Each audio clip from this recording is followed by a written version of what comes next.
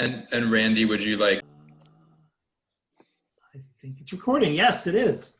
Okay, hi everyone. I'm Randy Rosenbaum, Executive Director of the Rhode Island State Council of the Arts.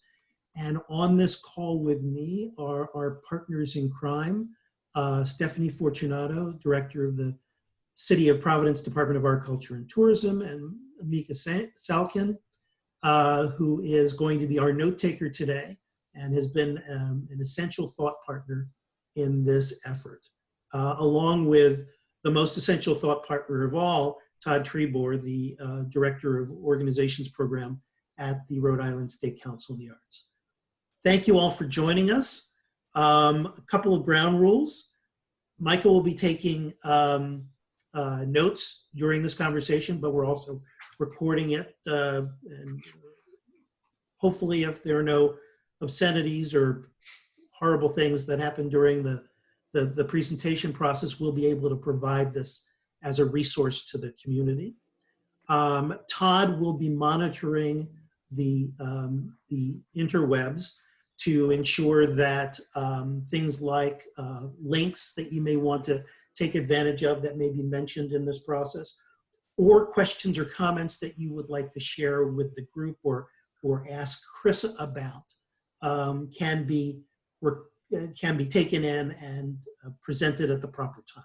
So if you do have a question, I would say, given the number of people who are on this call, please use that chat function in order to keep the amount of cross conversation to a minimum and keep our sanity intact. You should, if you are not already, mute yourself so that the sirens in the background, or in the case of Pawtucket last night, the helicopters overhead, do not interrupt the flow of this discussion. So that said, let's talk a little bit about the purpose of this call.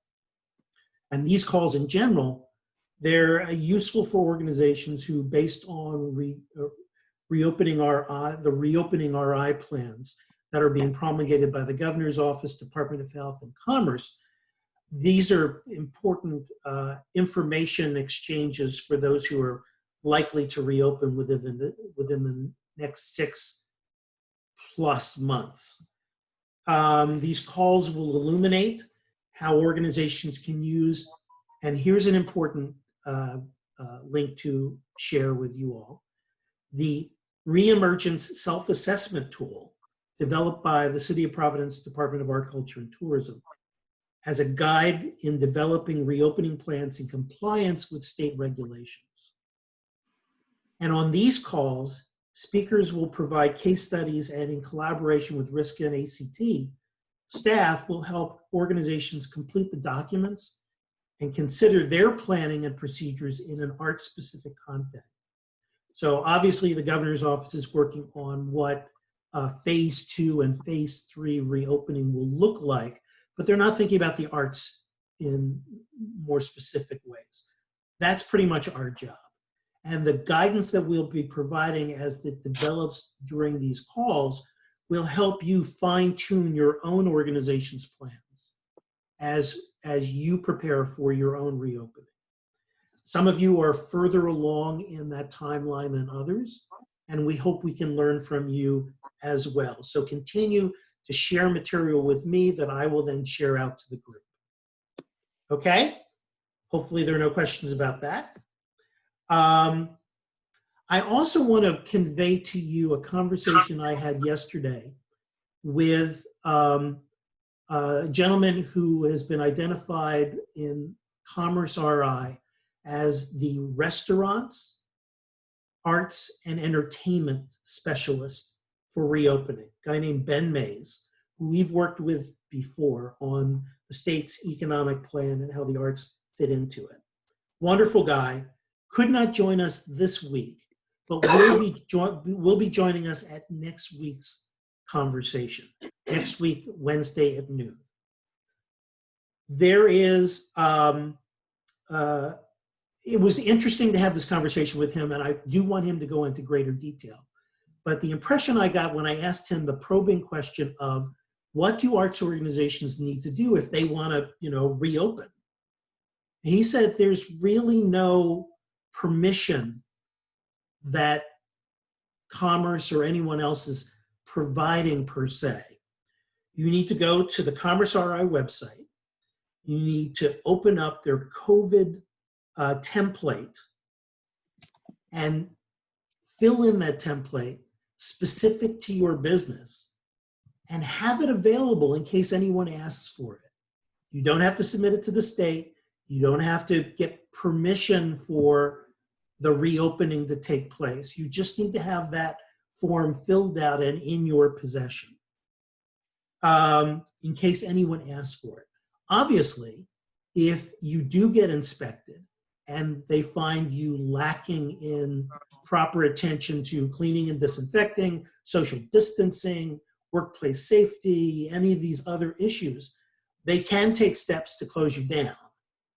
But I was surprised that there wasn't more of a, because I worked for the state of Rhode Island for 25 years, I'm used to regulatory approaches to practically every question or problem. Didn't seem to be much of that in this particular instance, which is why I asked Ben if he could join us next Wednesday so that we could have a conversation about just what is necessary to reopen in accordance with Commerce, Department of Health, and Governor's Office thinking. Todd, have you been able to share the link to the COVID template? Yes, both the link to the COVID template as well as the reemergence tool that ACT developed Okay. as a means of facilitating completing a template. Great. So does anyone have any questions about what I just said? I have plenty of them, by the way, and very few answers. I have a question, Randy. Mr. Feinberg. So if you have, like, let's say there's a large restaurant, which has 300 or 400 people, those restaurants in phase 2 are able to bring people in, and I think it's one table, then no, then yes, then no. And all they have to do is fill out that form that you just talked about. Well, I'm going to pause you there, and after I introduce Chris, who actually owns a restaurant, Chris can talk a little bit about the process that he's been going through to make it safe and open and available for indoor and outdoor dining. Okay? I just what I was saying is, because I've gone to a restaurant last night that's a large restaurant that they have almost, I guess it's a 50% occupancy. So I'm just wondering how that's going to be different than an event venue that would have approximately the same amount of people. And then I'll mute myself. Okay. When we get to that point, I will ask those who may have already thought through some of these issues to contribute their responses as well. But right now, I'm going to move to introducing Chris. Chris, thank you so much for joining us today. Chris is the owner and manager of Troop PVD. Tell us a little bit about Troop PVD. All right, so Troop, we're a restaurant in the Oneyville area. We have we're open for brunch, lunch, dinner, and we're big into entertainment as well. We have bands and DJs at night. We've done some cool events with the Wilbury Theater. I see Josh is on, and hey Josh, and so yeah, we're based in Oneyville. We were shut down. We actually shut ourselves down the day before the state ordinance due to health concerns of our guests and our staff. So we shut down. Then the next day, the state mandated a shutdown. We took a pause for a week. During that week, we fed our staff and we tried to really understand what was going on and make a plan for how we were going to move forward. After that week, we opened up just takeout. We did takeout for about 9 weeks. We went from 40 employees down to 4, basically overnight. Unfortunately, we had to lay folks off, and focus just on takeout. And then the outdoor dining became an option. So we did move forward with outdoor dining. And now this week, indoor dining is now allowed, but we've decided to hold off on indoor dining at the moment. We wanted to kind of keep an eye on the statistics and the numbers, and again, with health and safety in the forefront, we weren't comfortable collectively within Troop to extend to indoor dining yet. So we've extended so this week we'll be extending our outdoor dining hours. And then the following week we'll likely go indoors. Okay. So, Chris, in the conversations that we've been having here with the arts community, we've been looking at aspects of things that you are obviously grappling with as in the restaurant and hospitality business. They include, and then I'm going to read them off, and then we'll circle back to each one of them to see how you're thinking about dealing with these issues. Social distancing. Yep. Communications with employees. And we're looking at the control template as some help here. Screening and minimizing access to symptomatic individuals. Very interesting phrase. Both employees and patrons. And responding to a positive case or an outbreak. Yep. How are you dealing with the social distancing issues? And how do you think that translates into the kinds of things that we need to be thinking about as well? Yeah, it's a big priority for us. Our staff, is concerned, as well as our guests. They want to be able to come to a place and know that it's going to be safe. So it's a lot of innovation. What we've had to do is, starting with the takeout, as well, is come up with ways to be touchless as much as possible. The less things you touch. So, if you're talking about maybe tickets and whatnot, like having a system in place where there's less, taking of cards, if you can come up with a way that it's all processed ahead of time and there's no exchanges, that's one way to help out. So I think, being innovative in how you can reduce contact and remain 6 feet away from people is important. In our patio, we measured out based on the state mandates, 8 feet apart, table to table. And I think what we really did was try not to overdo it. Could we have maybe fit some more tables and boosted up some sales? Yes, but the expense of that, of just the general, climate on the patio, people really feel comfortable out there now because it's very spacious.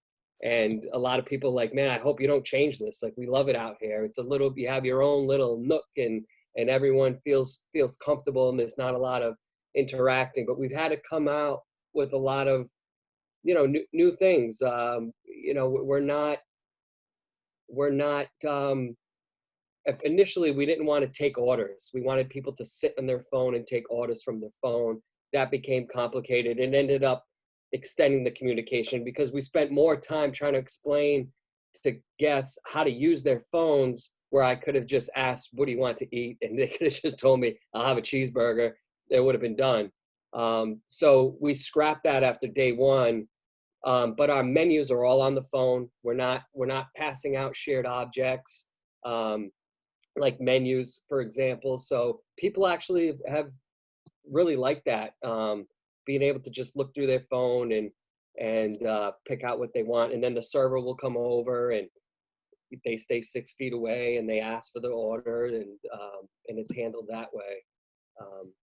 So there's some trial and error, but I would say it's good it helped us to start small and then go big, to try to like, even with indoor dining, right? We have 150 person capacity. That means we could fit 75 people. we're not going to do that. We could measure out tables and probably find ways to maximize it, but really, we want to take baby steps with each phase to get to a point where, where we're comfortable, the guests are comfortable, our staffs are comfortable. We're not trying to bite off more than we can chew.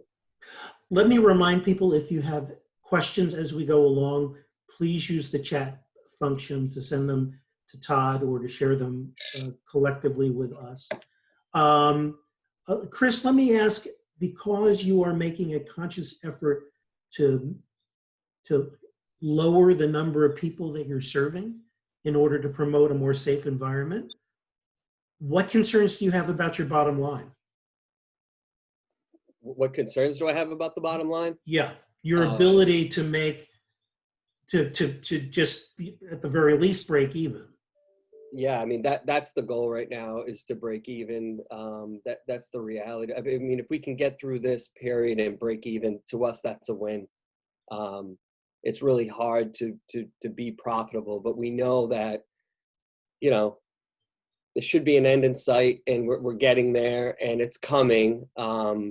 But we have to take our steps to get there, and so we're trying, other ways to come up with some revenue streams. We've been doing, boxes to go and offering some other services to try to help us outside of just, our typical, dining platform.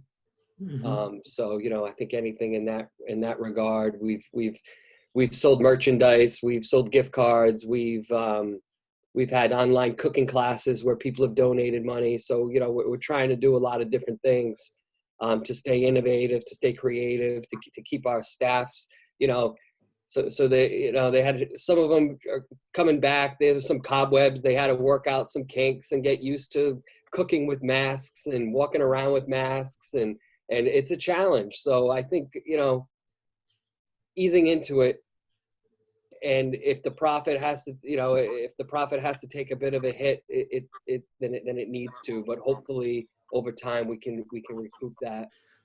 Let me pause there and ask if anyone, rather than just saying, yes, we're really worried about this, if anyone has thought about this in a constructive way about how to make sure that by reopening with less people in the facility or a smaller audience, that the economic impact of that. Has anyone given any constructive thought to that particular question and come up with some interesting solutions? I guess I will say yes. I think probably everybody's thinking, we've all been thinking of that, especially if I only speak for those of us in the performing arts, and what that might mean. And we know with the social distancing rules, how that, we all probably have a sense of how that will affect seats and numbers of people we can have in the building. And then it's a matter of looking at the equation of what that means in terms of the potential for income and versus the expense of, in our cases for performing arts venues, productions, et cetera. That's not all of the issues, but that's a clear kind of apples to apples kind of thing. And we've been probably thinking about little else. And because the answer to that question is that, at least for us, social distancing guidelines will make any kind of economic viability next to impossible from an earned, revenue point of view. And so what that means in terms of our development and other fundraising initiatives, et cetera, in order to kind of, as Todd says, to try to get through to the place where some of this relaxes and we can invite more people into our spaces, is kind of, I think, what's keeping me up, night after night. Tony, is it dissuading you and the GAM from either opening by a certain time or even considering what you're putting on the stage? Both, absolutely. I think we have to kind of take every option. And right now, I know in many of our colleagues in the theater, certainly we've been talking about, how many plans you're trying to come up with in order to figure out what the scenarios are. And right now, this is, still working on this, but a fall kind of a usual season opening in September looks completely not feasible for us. And there's other issues involved with this, which include, our obligations to unions and our actors and employees in terms of their safety considerations, and to the point where we're at right now in the theater, where we, even if we wanted to and we thought we had a good plan, we're not even in a place where we can get kind of contracts to do that, to be allowed to from the production end of it. So there's a lot of issues going into that. And so we certainly have been looking at when is it going to be viable, and when may, for us to open hopefully without the social distancing measures that are in. But that, of course, is predicated on safety, and the first and foremost principle for all of us, I think, has been, as Todd was pointing out, is not doing the economically best thing, but the right thing, which in this case is keeping people safe. Okay, thank you. I just add go to ahead. that, Randy. Go ahead. I mean, what we're learning from the union and the safety protocols is that the union's not even going to allow us to bond or contract actors until September. So, even if we wanted to produce, we're not going to be able to.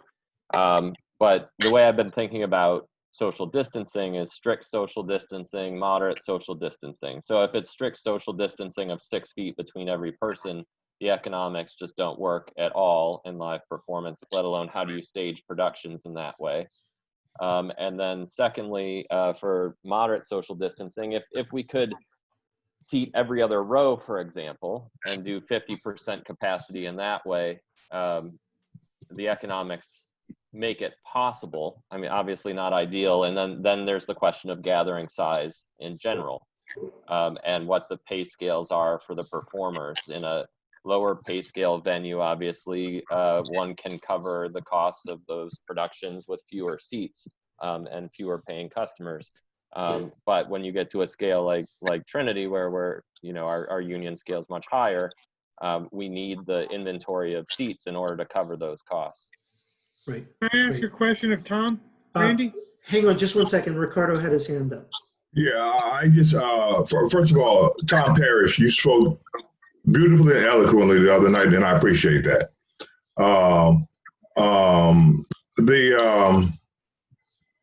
Not everybody obviously faces the same issues. We don't have the same union issues and things like that. But our costs, the cost viability of doing our shows, it really is no different than the big organizations. If we can't put enough butts in seats, it's just not economically viable. If it's 10 people or 50 people, it's the same problem.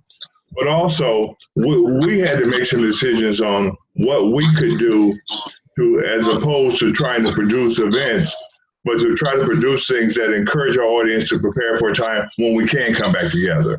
Because we don't think we're going to be able to come back before the spring of next year. I mean, it's not just a question of can you come back, the audience, will you come back until you feel safe? And also, can you take care of the performers as well as you take care of your audiences? Okay, great.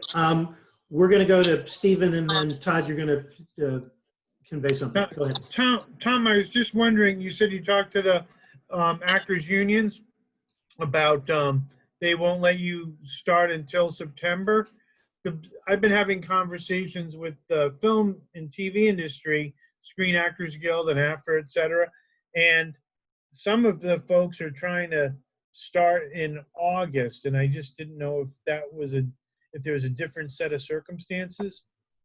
Yeah, we don't deal specifically with SAG-AFTRA, but obviously that's a slightly different world than what folks are thinking in film and television is different. I've heard of film crews thinking of quarantining as a group on location, for example, and staying as a single unit that then isn't interacting with the outside world and risking infection. Yeah, like the NBA and Disney World. Yeah, like some of the sports teams are considering. I think the Actors Equity is in a different position right now, and how they're thinking about it. And Equity has hired a former person from OSHA to advise them on safety plans. And as the management association, like the League of Resident Theaters, we're working with them as producers to try and come up with safety protocols that are acceptable to them and to us,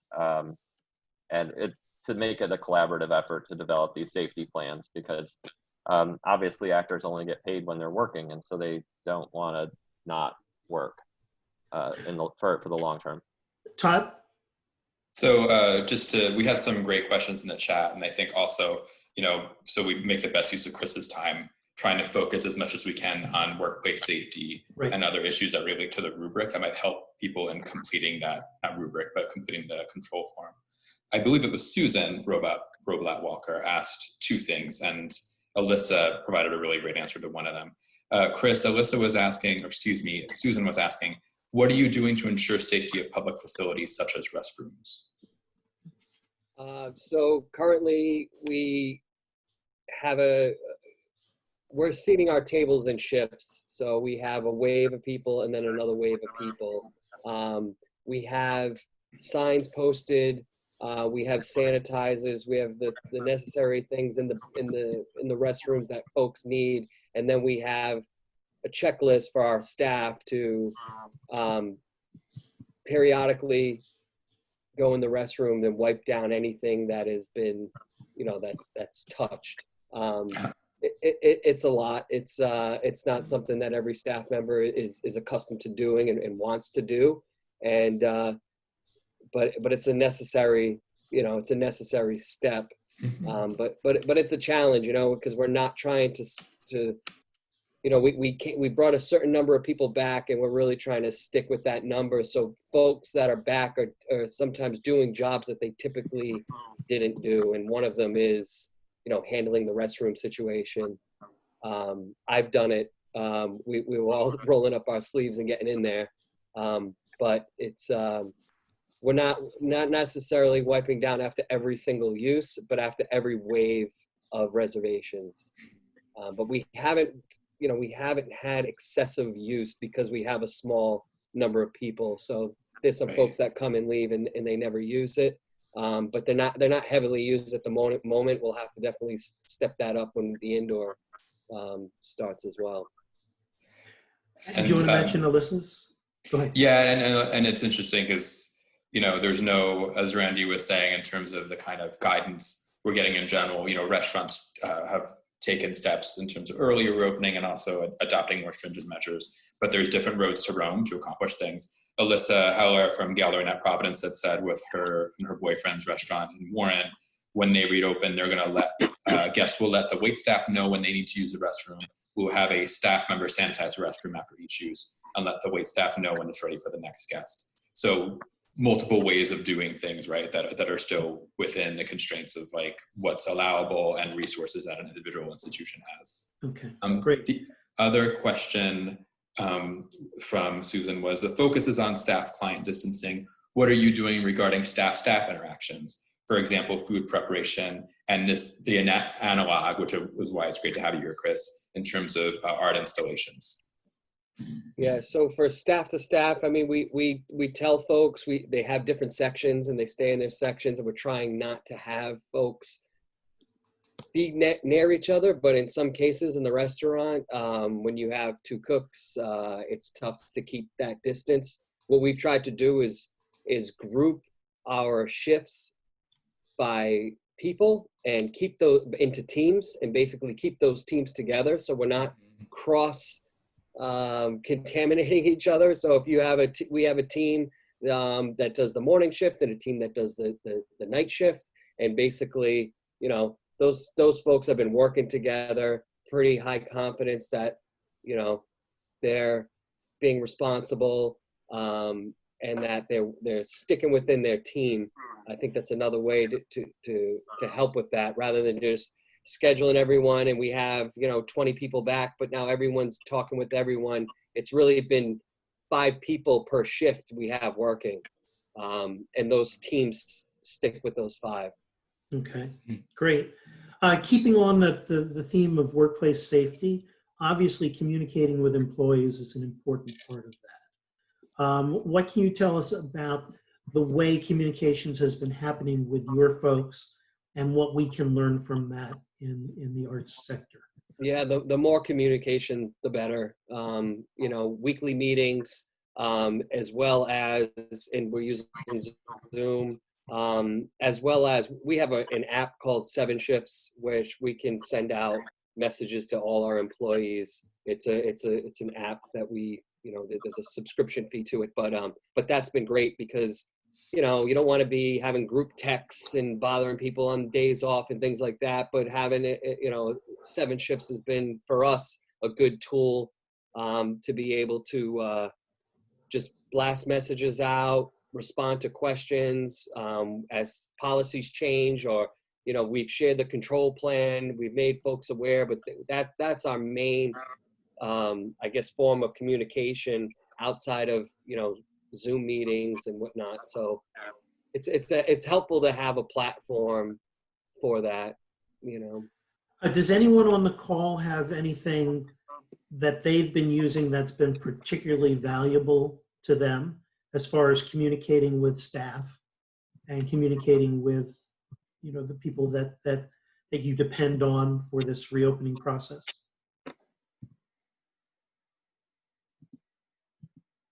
Risk is having fun with Microsoft Teams, but that's another story entirely. Okay, let me circle back then to another issue, Chris. And it has to do with screening and minimizing access for symptomatic individuals, both employees and patrons, making sure that sick people aren't either working or coming to your restaurant and creating the challenges that would create even more challenges. Is there anything that you're doing procedure-wise that we can learn from? Yeah, so what we've been doing is, you know, first off, our staff, we're not forcing anyone to work. As much as we need people back and we have work, if there are folks that have, you know, health concerns and, you know, immune concerns, then they're not coming to work, and that's okay. We're not penalizing anyone if they call in sick and aren't feeling well, which, knock on wood, hasn't happened. But we do have some employees that have some health issues and want to work, and I won't let them work. So I think you need to look at that as well. There are folks that want to come back. As much as I'd love to have them back, I don't feel comfortable in them coming back. So I've given them tasks outside of the restaurant. For example, our GM, you know, I don't feel comfortable with him being at work. So to save the costs of an open table, sorry about that, an open table reservation system, I don't know why this is raining. To save that cost, all reservations are going to him personally. So we set up a Google phone number, and folks are calling him if they want a reservation, because reservations are mandatory, right? He has a checklist that he goes through with everyone that calls in, with questions about, you know, where they've been, make sure no one, you know, that have you left the country, and there's a list of items that he'll capture, and he'll run through the protocol about the restaurant and what to expect when you come, and kind of do that. And then we have a host as well who will then just reaffirm those policies when the guests arrive. But so, you know, we've tried to find different tasks for folks that may have some immune concerns. And you know, with the guests, it's been tough. I mean, we've had all sorts of guests. Majority of the guests are cool with the protocols. Like, you know, we have to do, you know, we're doing disposable silverware, compostable disposable silverware. Some folks have come in and yelled at us and said, why do I have to use this silverware? I want real silverware. I'm buying food. I want the real thing. And it's difficult and challenging to deal with this, but, you know, we try to tell folks in advance, well, if you don't like to use plastic, feel free to bring your own silverware. Bring it in a baggie, eat, put it in and take it home. Like we get a lot of, we get both sides of it. I'd like to say the majority is really happy with the distancing and feels safe and likes a lot of the protocols we've implemented. But then there is a population of folks that are resistant to all that, and they don't want to hear it. They don't want to be told to put on a mask, to walk to the bathroom, whether they have to wear a mask at the table. So just be prepared for that challenge, you know, because not everyone's going to want to follow the guidelines that you come up with, and to enforce it is tough. Like, I don't want to have to be the mask police, but in some cases, you know, we find ourselves becoming that. So it's something that, you know, I think folks should be aware of that. And what happens when somebody pushes back? back? What happens when somebody pushes back on you? I don't want to wear a mask, or I don't want to do this or that. We really just enforce, you know, try to enforce it, try to explain why, that it's a state mandate. It is not us. This is the law. And we haven't had to, actually, we had to have one person who refused to wear the mask. We had to not allow him to sit in the dining room, and he went on social media and, you know, took it there. Yeah. So you're not taking people's temperatures as they're coming in and things like that? We haven't, but I know some folks are. I have been to restaurants. They have that thermometer that you can like touch on the forehead, and basically they'll ask the series of questions. If someone were to answer, well, you know, I did just come back from overseas, or you know, one of the red flag questions, they would have the ability to test them on the spot. But I think given that we have a small population, we haven't been doing that. We've been trusting folks to give us the right answers and being you know, responsible in that regard.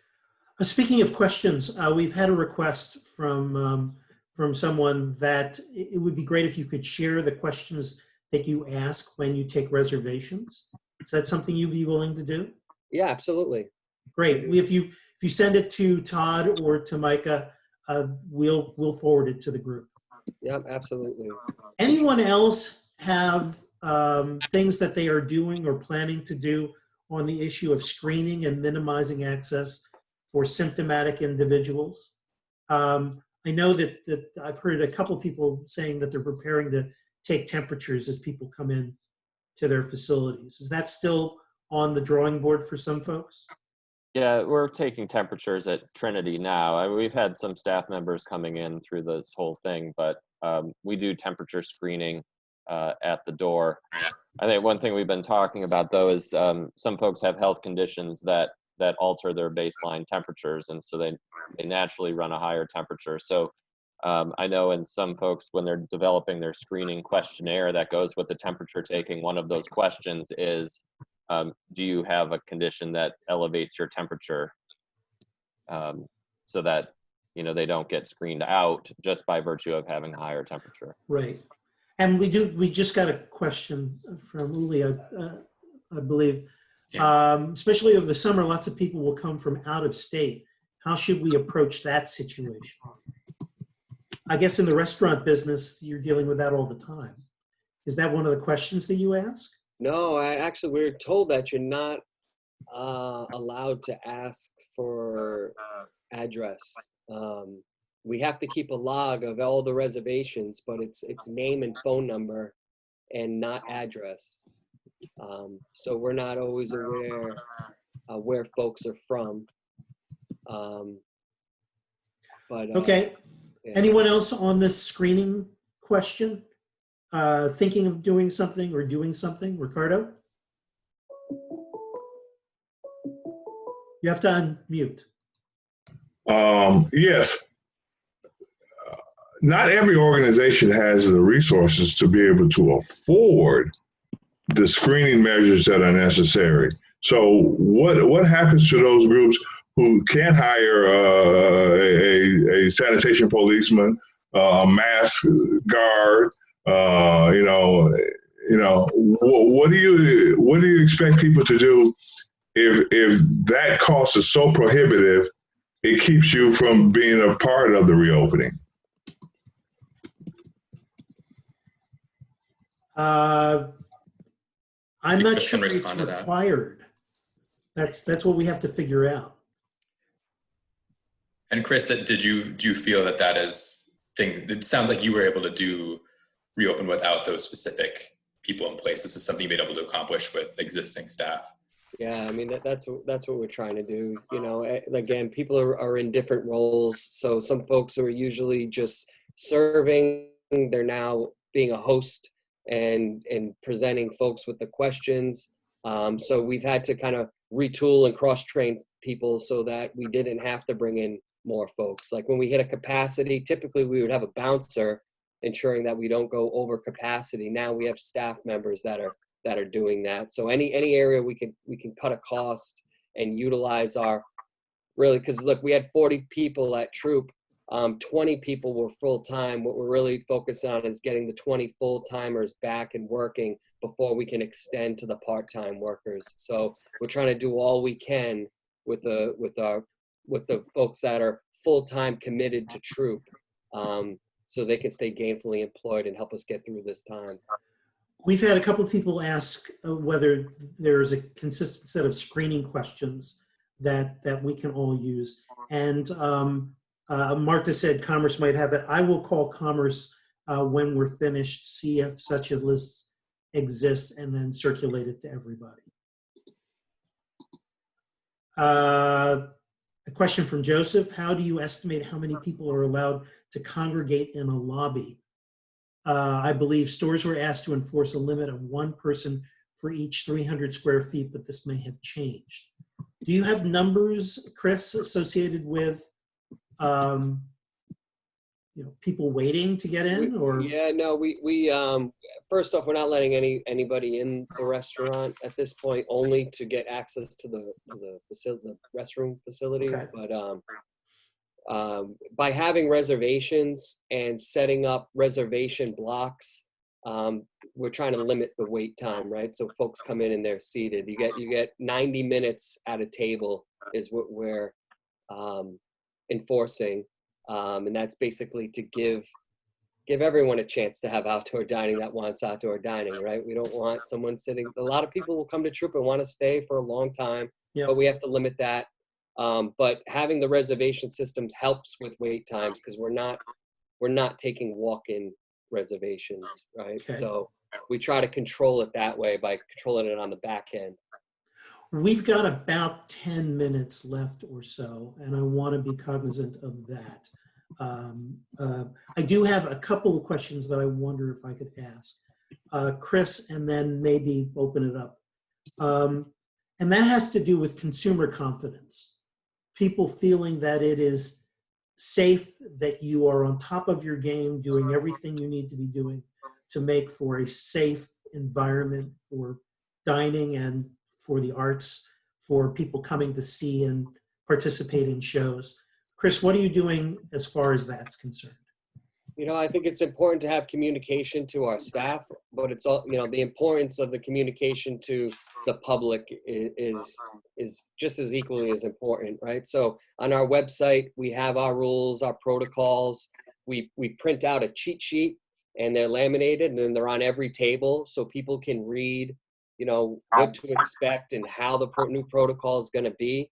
But there's signs posted. We have A-frames with notes written on those as well. So there's definitely a lot of signage, probably too much sign, but what we're trying to do is, a lot of folks tend to ask the same questions. So anything that we could put in front of them so it's easily noticed and consumed, that's been a big help. And I think people see that we're taking the extra effort to do that, and it's been well received. And I will say we have had a lot of feedback that we're doing it better than a lot of places. And I've been to other places and I know we are. I'm confident in that. I've been to some places that have done things different and perhaps better than we have. So I've made those adjustments as well. So I think, I'm not saying we're the shining star, but we're definitely putting conscious effort into all of this and taking it all very seriously. And a lot of folks have said that they appreciate the measures we've been taking, that they feel safe, but we're always looking to continuously improve too. And I think that's one thing as well, is that if there is something broken, fix it as soon as possible. If there is a concern, address it, and don't let things linger because they'll pile up. And there's some questions about how this increases the costs that you're experiencing as far as your operations are concerned. It does, hands down. You know, we had to redo the patio, we had to buy umbrellas, we had to buy paint, we had to buy rugs, we had to make it more inviting than it was, because while we had a patio, it was a very, very small part of our business. But if you've seen our patio recently in recent pictures, we've done a great job. But areas we tried to help cut costs is we had our staff paint all our tables and paint all the chairs, and it became like a team bonding thing, but it saved us some costs. But there's costs with every step of this. So, you know, one thing that we try to take advantage of any help we could get from the state. And I know one of them was, if you showed this template that you had it filled out, you could go to Job Lot and you could get a month's worth of sanitizer and a bunch of free masks, which we have, because there's times where employees may forget a mask. We have them. If a guest doesn't have a mask, we have them. So those came, but you had to show, they were passed out at Job Lot, but you had to show the template and that it was filled. They actually didn't check it. They just asked if you had it. And if you said you did, they gave you the mask and the sanitizer. So we took advantage of that. Rhode Island. I love the state. Yeah. But, you know, so that helps with just a fraction of the costs. But there was cost to everything. And as much as we tried to do as much as we could ourselves without have to hiring out. So it's really look within the talent of your team and see who can help out. I have a technical background, so I was able to develop our online ordering system and some of the technology that we've applied. But, you know, there's different strong suits, and if you have that within the team, if you can use that, obviously it helps with costs. But I know that's not always possible. But lots of good questions have been generated. Unfortunately, we're running short on time. We went to our good friends Trinity Rep to borrow a cup of Zoom, and the cup runs out at 1 o'clock. So we want to be aware of that. Chris, we really do appreciate your participating in this conversation. Folks, if you have any additional questions that you want to send to us, we can try and get some responses offline and share it with the group. I do want to acknowledge the partnership that we have with the City of Providence Department of Art, Culture, and Tourism. And Stephanie Fortunato, if you want to say a few words. Thanks, Randy. Hi, everyone. Yeah, just a couple of things here. I know we're short on time. I want to thank you again, Randy and Todd and the whole team at RISCA for convening these and keeping us coming together to talk about what does reopening look like for the art sector. Chris, thanks so much for sharing just what's been going on at Troop. We're glad to see you up and running again, and really appreciate just hearing you talk about how you've been working through all of these issues. I know everyone on this call is really working hard to be thoughtful, and I know everyone's appreciating the just candor there. On that note of candor, I just want to acknowledge that we're all coming together today to talk about reopening, and we're thinking a lot about long-term resiliency of the sector, how we come back, how we as arts leaders in our communities really are going to help not only with the physical recovery, the economic recovery, the cultural recovery, the healing that needs to happen on the end of this pandemic. And this week has been, it's been a lot for a lot of our communities, and I want to acknowledge that and recognize that in the assembly that we have here, you know, I'm just so humbled to be among all of you on these Zoom calls each week. But I recognize that there's a lot of white leadership in this room as well, and I think that we have a lot of work to do as a sector to really come together to address some of the larger systemic issues that have been really highlighted this week, that we really need to come together to do that. And I hope that we can hold space in these calls to do that going forward. I know that I want to commit to that. I just want to give an update also from the Department of Art, Culture, and Tourism, just in the spirit of candor here, just to let you guys know what's going on with the City of Providence. So we have been working with restaurants, helping to facilitate those reopenings, working to try and facilitate some special events permitting as possible with phase 2. I know I've been talking with some of you about that. So we're negotiating sort of on the regulation side, how we can help assist and get people reopened again. We know everyone wants to get back to business, and we're trying to help with that. I do want to let folks know that the department staff, we are being moved to work-share this week. And so we will have a somewhat limited or more limited capacity between now and September 5th. So that means that myself and Deputy Director Arujo will be working 4 days a week, and the rest of the staff will be working 3 days a week between now and September 5th. And I am working on an operations plan, which I will communicate with all of you. Would be happy to talk to any of you about that, but I'm working on that this week. It's really fresh, it's really new, so we're also navigating a lot of these issues. I also just want to let folks know that the budget hearing for the department is happening, it should be happening this evening at 5 o'clock, and you can find a link to join that meeting through the city's website. Also happy to talk to any of you about that, but we really do believe that the department has an important role to play, not only right now, but throughout the year in regular time as well. So just a couple of quick things there. Also to say, and something I should have done before, working parents on this call, we should have a professional learning group. And that is something I should have done a long time ago. But I'm taking note of how these Zooms have been going and how we're kind of just coming together to talk about issues. I'd be happy to talk to any working parents on this list about how we're balancing all of these roles.